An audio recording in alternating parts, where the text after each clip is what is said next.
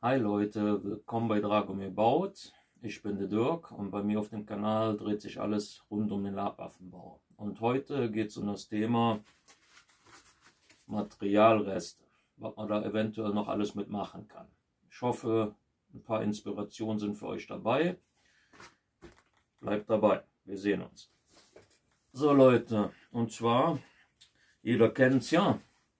Hat ja überall schon mal, wenn man Waffen baut oder ähnliches, immer ein bisschen Verschnitt.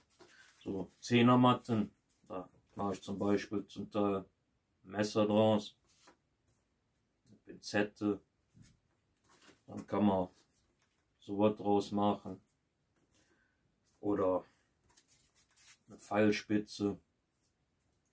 Oder halt auch so 5er, 6er Matten, Nadeln. Ja. Also da kann man vieles draus machen. Vielleicht habt ihr ja auch noch so ein paar Ideen, was man draus machen kann. Könnt ihr ja mal unter die Kommentare schreiben, wenn ihr noch irgendwas an Ideen habt, was man noch aus so Materialresten zusammenschustern kann. Oder man geht hin und sammelt ein bisschen mehr und baut dann halt ein bisschen was Größeres aus so Resten. Ja? Also das Ding ist noch nicht fertig. Das wird ein Drachenhelm. Ja? Und da kann man dann halt auch so ein bisschen was machen. Ja?